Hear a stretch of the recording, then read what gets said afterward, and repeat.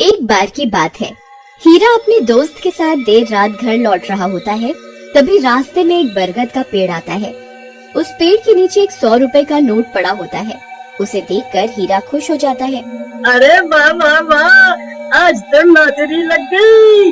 रामू भाई वो देखो 100 रुपए का नोट। फिर हीरा वो पैसे उठा लेता है। तभी उन्हें पेड़ में से अजीब सी आवाज आती है। फिर वो जैसे ही ऊपर की ओर देखता है तो उन्हें पेड़ पर एक 2000 का नोट लगा हुआ दिखाई देता है।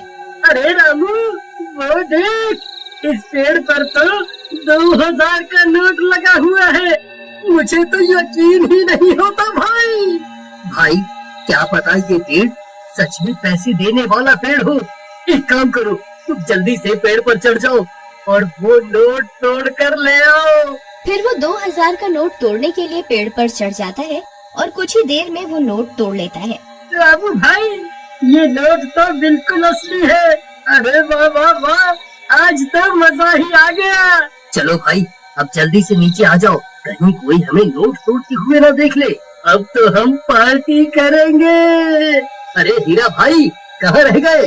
जल्दी नीचे आओ, कोई हमें देख ना ले। अरे हीरा भाई कहाँ रह गए? नीचे क्यों नहीं उतर रहे?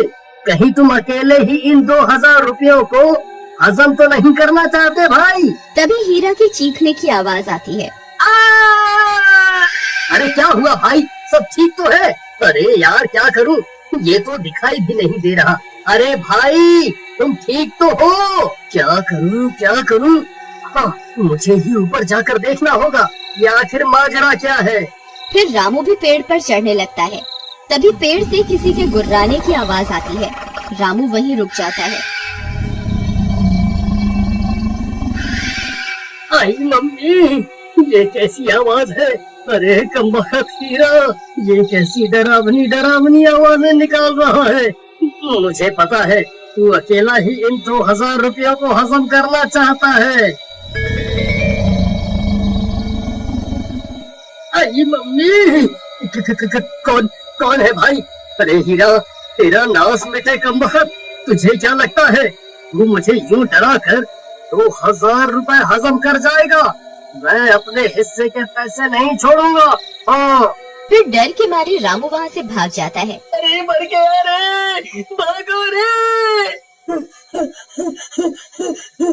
सुबह होने पर रामू सीधा हीरा के घर हिस्से के पैसे लेने पहुँच जाता है। ये हीरा दरवाजा खोल, मैं अपने हिस्से के पैसे लेने आ गया। चल जल्दी मेरे पैसे निकाल। फिर हीरा की पत्नी दरवाजा खोलती है।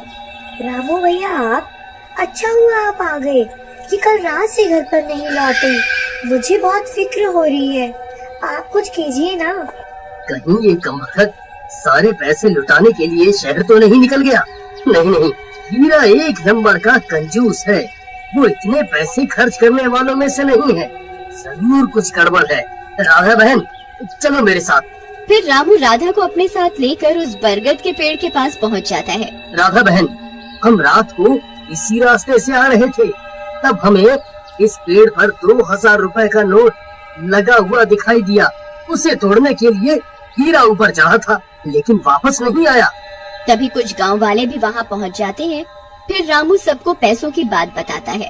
अरे भाई हरिया, जरा पेड़ पर चढ़कर तो देख, हीरा भाई वहाँ है या नहीं? फिर हरिया पेड़ पर चढ़ जाता है और बहुत देर ढूंढने पर भी उसे हीरा का कोई नामो निशान नहीं मिलता।